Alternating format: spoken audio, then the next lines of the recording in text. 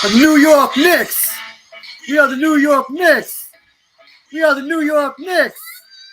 Now the New York Knicks said, "Go New York, go New York, go New York, go New York, go go New York, go New York, go go New York, go New York, go." Welcome to the inaugural Knicks City podcast, podcast number 1, dubbed "The Story So Far." Obviously, this is the New York Knicks from, of course, as always, from the Bay Ridge Arena Studios in beautiful Bay Ridge, Brooklyn, New York. MMA 316, Mike Mordecai Einhorn, the Knicks City podcast. Story so far. First podcast, inaugural podcast, always going to have up-to-date, spectacular, amazing, beautiful, hilarious, and spectacular new, well, hilarious, whatever. I'm new at this. For the New York Knicks. I'm excited. This is the 2022-2023 year. The Knicks are 40-30. We are 6th in the Eastern Conference. We're 10 games above 500. We've had two periods where we had at least 8-game big-time winning streaks. In December, 8-game winning streak. Just now, up until a week ago, not a week and a half ago, whatever, before the Charlotte game, the game right before the Western Conference, a 9-game winning streak. 10 games above 500. We're looking good. This is a team that hasn't won, hasn't won a playoff, a playoff series in 20 years. And I believe, preferably in the 5th spot, but I think above us right now, by half a game basically, is the Brooklyn Nets. I think the Knicks, just before I get into the story so far, why I named it that is why we're doing so good this season. I think ideally, as long as Jalen Brunson comes back, he's on the day-to-day injured list right now. Well, he's day-to-day right now on the injured list, so it's not that bad, but he is our best player on the team. He is the biggest reason why we're in the position we are in. And there are several players that have been helped by him, as well as the players just coming up. But obviously, Jalen Brunson, the number one reason why this is the story so far. But yeah, we're right now, if playoffs started today, we would be playing the Philadelphia 76ers. And to be honest, I don't think we would win that series. Just being honest. However, well, actually, hold on. I want to look at this. Yeah, Philadelphia, 45-22, the third best record in the East, the 4th best record in the league. I think for what it's worth, if the Knicks played Philly, I want to look at the Knicks. Hold on one second. I want to look at I forget how we did against. I need to look that up right here, right now. In our season series against. Hold on. Sorry. Let me get this right here. Okay. I know we have at least one win against them, but let me look at the season series. For what it's worth, we split the season series 2-2. Could have been 3-1. In the second game on the Christmas, we looked like we had it. Didn't win that game, but we did split the season series. So, for all intents and purposes, if the Knicks stayed in the 6th seed the rest of the season, Philly stayed in the 3rd, I think that would go. I'm confident it would go a 6 to 7 game series. It'd be very exciting. I think Philadelphia would win that. I would preferably have the Knicks, and I do think the Knicks will be in the 5th seed, even though Brooklyn, despite losing Kevin Durant and Kyrie Irving to trades, and they needed to for whatever. I think, again, Jalen partially dependent on Jalen Brunson coming back, but I'm pretty confident he will come back. He's a day-to-day injury, day-to-day. He's listed. They get into the 4th spot. I think they could upset. It wouldn't be a huge upset, but I think they could definitely upset Cleveland Cavaliers, who I think are a little bit better than the Knicks. A little bit. Definitely have a better defense. But overall, I think the Knicks could either, at the very least, send it to a 6 or 7 game series, if not a win. We'd have to get in the 5th seed, but that is very, very doable. Anyway, so here's the story so far. I want to go right to him. I know he's injured right now. Again, it's not a major injury, thank God. But Jalen Brunson, who's having a career year. This is a guy who, by the way, 2018 second round pick, 33rd overall for Dallas. When he was signed to the Knicks, I really thought this guy's a mid-level player. He's not deserving of the contract he got. I heard that on the radio and on the internet, on YouTube, social media, a lot. I had faith in the dude because he looked pretty good in last year's playoffs with Dallas when he played on the Dallas as a point guard, especially when Luka Doncic, the best player in the league by far, when Luka was injured for a couple games, Jalen Brunson went off those two games. He had one game he had 27, they won. Another game he had 42 and was played big. This season, he has definitely outperformed his contract, and I think he's at 26 years old. I think he's not even in his prime yet, which is beautiful. If we could have this guy for the next 4 or 5 seasons, and he stays healthy, that's a big. This is the best Knicks point guard, in my opinion, since a lot of people's opinion, since Derek Harper. Stephon Marbury was a bum. Derek Harper was definitely better than Stephon Marbury because you could win with Derek Harper throughout his career, who also played with Dallas and was traded to the Knicks, I think in '94. Anyway, I'm just going to put the stat line out right now. Jalen Brunson, 23.8 points per game, career high, 3.6 rebounds, and 6.1 assists. And, wow, a shade under 49%, 48.7% shooting. And I want to get to dig deep into stats with this guy. He's shooting 41% from the three-point line, making about 2 a game, 83% from the free throw line, career highs both in assists, points, steals, and not rebounds, but definitely that this guy has outperformed his contract. I'm definitely a top 5 point guard in the league. You can't put 4 or 5 guys at him. I would put him at top 5 at the very least. And he's definitely outperformed his contract. He has a great mid-range game. He's a pretty damn good shooter on the inside-outside. And my God, some of the best footwork in the league, especially when you see him going in the paint and making these absolutely amazing floaters that usually lead to N1 situations, as he is averaging a career high in free throws, averaging about 6 a game, making 5 a game, about 5 out of 6. And obviously he's showing, again, career high in three-point percentage. Not a career high in field goal percentage, but he is making and taking more field goals this season, as well as career high in minutes. This guy is, without a shadow of a doubt, outperformed, making $27 million a year. Had he come off this season with Dallas going in free agency, he'd be making about 30 to 38 million a year. This guy is the real deal, and I want him to come back. He is definitely the captain of the Knicks. I call him the maestro.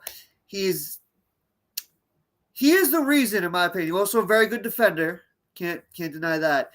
And very active. Definitely the team leader. Very quiet. And he may not have made the All-Star team, which is crazy to me.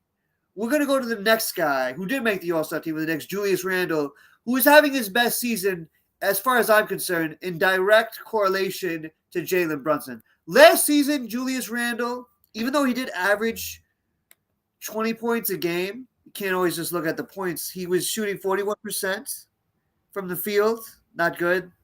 And he was averaging 20. He was just sloppy as hell. And just, he's not meant to be a playmaker. Jalen Brunson at that point guard position and the way he plays with his toughness and raw doggedness is meant to be the playmaker. If you take that position, that responsibility away from Julius Randle, then Julius Randle could do more of what Julius Randle can do, which is be a guy who's hitting threes, as he's averaging a career high 2.9 a game, shooting about 35% from the field from 3, about 46% from the field, and about 75%, averaging 25.3 points per game, 13th in the league, 10.3 rebounds a game, averaging a double-double, 7th in the league, and 4.1 assists, and 46% from the field, and having 39 double doubles through 70 games, and we got 12 left. And this is his best season by far, both as a Knick and as a player. Definitely great from the 3-point line. And again, when you take the playmaker role away from him, he can produce like nobody's business. I'm about to count. I would like to count also Jalen Brunson, to be fair. His both 30-point games and as well as 40-point games. So I want to go to Julius first. You see 1, 2, 3, 4, 5, 6, 7, 8, 9, 10, 11, 12, 13, 14, 15, 16, 17, 18, 19. Hold on. 20, 21. 21 games he's had at least 30 points, Julius Randle. Okay? That's at least 21 games he's had at least 30 points. How many games has he had? 40? Hold that thought, yo. Hold that thought. 1, 2, 3, 4. He's had 4 games where he's had at least 40 points. And in those games, 2, 3. He's 3-1 in the games Julius Randle has scored at least 40 points. All right. Jalen Brunson, on the other hand, I'm going to game log him. 1, 2, 3, 4, 5, 6, 7, 8, 9, 10, 11, 12, 13, 15, 16. 16 games with at least 30 points. And how many with 40, you ask? The big 4-0. 1, 2, 3. 3 games with at least 40 points. They're 1 and 2 in those games.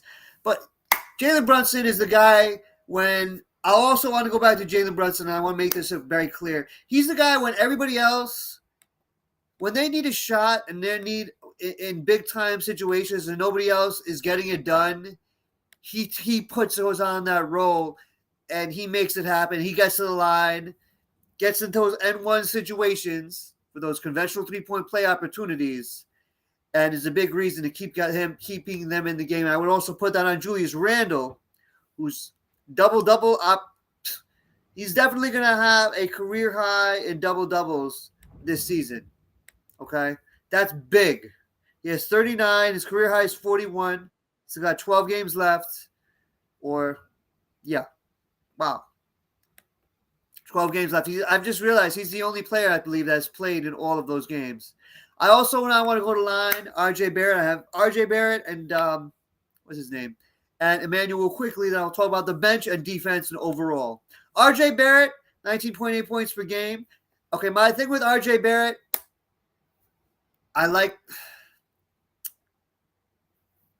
he has been erratic and inconsistent, but when they need shot takers to go into the paint, what's his name, Jalen Brunson. I want to see short and sweet. RJ Barrett, I feel like there's a lot to be desired there. He's very consistent, I think he could be great if he learns to be consistent and have more confidence in his game, okay? Career high in free throw percentage. Not a career high in 3-point percentage and field goal percentage, 43% from the field, averaging 19.8 per game. When he's on, though, throughout the season, when those games he's on, he's huge. He's very exciting, and he lights it up in Madison Square Garden as well as on the road. And that was what gives me pause in saying, hey, let's get rid of him. We just paid him $30 million. That's a big thing with me is like he's a very good defender, and he went to Duke, so he has to be smart. He's still only 22 years old. By the end of the season, by draft day, he'll be 23. So he's still very young. And Again, I think Julius Randle is one of these three players of R.J. Barrett, Julius Randle, and Jalen Brunson. Julius Randle is the only one that I believe that is in their prime, when the prime years. Jalen Brunson still is about to reach it, on the cusp of his prime, which is exciting. R.J. Barrett, I feel like this man has barely scratched the surface. And I do believe he's a big reason why we're winning, though, because even though he's inconsistent, when he's on, and he is that third option that can definitely be very effective. And one thing I did also want to go back before I get to the Julius Randle menu quickly. Julius Randle, I'm glad that he's making a lot of threes, but I'm also glad that he's going into the paint very, very, very aggressively. And I see a lot of second chance opportunities if he misses it or he gets the offensive rebounds. And he fights. I love it. We need that. This is New York City. This is a place where Anthony Mason played, Charles Oakley played, and Marcus Camby, Kurt Thomas. Those are the type of guys that would do that. And Julius Randle is that type of guy. He muscles his way in at 6'8", 250. He's doing his thing. And last of the players before I get to the bench, Emmanuel Quickly. There's a lot of promise right there.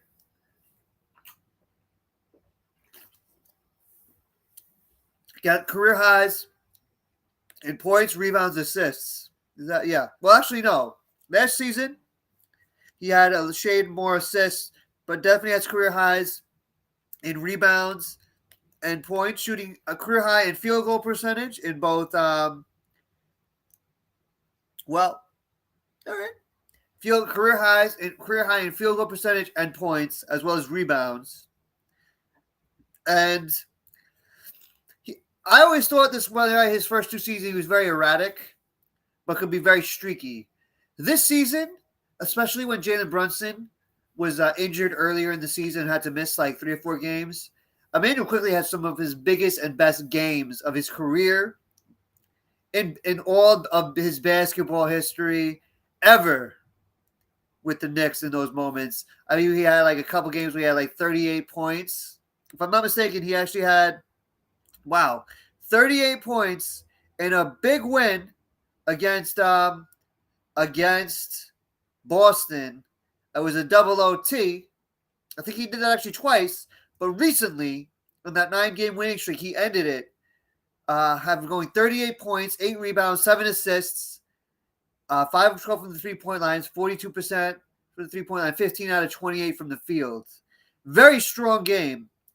This is a guy I would love to see the Knicks, just like Jalen Brunson and R.J. Barrett, build with. Julius Randle possibly, but if you could trade him for a far greater player and you have to include him, I would do that in a second. But R.J. Barrett, Emmanuel Quickly, Jalen Brunson are 3 players I want the Knicks to build with. Jalen Brunson is having a promising season this season. Just when they need somebody off the bench, I know Malcolm Brogdon is the leading candidate on the Boston Celtics. Very talented player for 6th man of the year. I think it's you could arguably put Emmanuel Quickly right there with him. And the way he's played, he has my vote as 6th man of the year. The way he stepped up when needed. He's had 1, 2. Okay. I take that back.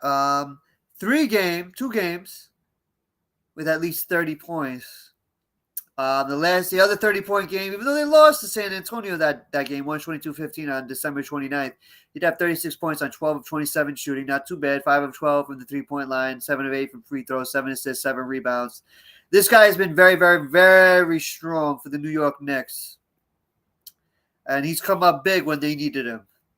And I also just want to say the bench and the rest, we have great defenders and rebounders and Jalen Brunson, Julius Randle, R.J. Barrett, Emmanuel Quickly, Quentin Grimes, Mitchell Robinson, one of the best defenders in the league. That guy, hey, he may foul out quite a bit and make some dumb plays at times, but he is great rim protector. And when you need it, he has a very limited offensive game. Tip-ins, dunks, alley-oop dunks, that's his game. But we need those rebounds, and we need him to be the dog that he is on the defensive end. That's why you're getting paid $15 million a year over the next 4 years. That $60 million contracts don't come by accident, and that guy earned it. Okay, we need that defensive rim protector and that guy who could guard a player like Anthony Davis when we beat the LA Lakers after going on a 3-game losing streak last night. There were a couple times when Anthony Davis, if it was a guy who he could just play with, that would have been an easy shot made. And there are times when Mitchell Robinson made the difference and just guarded him where he just couldn't do it, man. Couldn't make it happen. And you also have Isaiah Hartenstein, who was a very tough defender, very good rebounder off the bench and defender. Not a good of an offensive player, but as a backup center, I appreciate him as much as I appreciate Herb Williams backing up Patrick Ewing because he was both very effective on the defensive end, all right on the offensive end, but they knew their role. They got the job done. Good defenders, good rebounders. And I would also include on that, obviously I mentioned Emmanuel quickly. I would also like to mention Josh Hart. Since he's come to the Knicks, his former backcourt mate, interesting enough, with Villanova. I believe they won a championship with him and Jalen Brunson at Villanova. Since coming to the Knicks, he's averaging 10.7 points per game. Wow, he's shooting 60% from the field on 30 minutes a game. Not too many shots, but still 60%, 61%, 3.7 out of 6.1 shots. And wow. Not taking too many threes, but 1.3 threes out of 2.2. That's 59% for the 3-point line. So he's very efficient. He's averaging 6.9 rebounds for a guy who's a shooting guard at 6'4". Interestingly, over the season when he was with Portland, he was averaging 8.2. So he's a very good rebounder. He's good at passer, averaging 3.5 with the Knicks, 3.8 for the season. So these are the reasons. And all the players in the Knicks play defense. If the Knicks won it now, I appreciate the shit out of all these players. I do believe that the Knicks, obviously, will, unless Jalen Brunson is out or can't play the way he played because he's the best player, he is the captain. Whether that be official or unofficial, I couldn't care less. He's the captain. I think he helps us get to the playoffs. And I think we have a great shot, if you will, as to make it both very exciting as well as very competitive and a good shot, especially if we get that 5th spot. Well, if we get the 5th spot, I believe we have a great shot of getting past the first round and finally winning a playoff series, putting Madison Square Garden and Side Talk New York, Big Bong, F your life. Shout out to them. Never met them, but that shit is awesome. To make it past the first round. So thank you for watching the very inaugural Knicks City podcast, Knicks City Broadcasting Network, the story #1, the story so far. MME316, Mike Mordecai Einhorn. Go New York, go New York, go.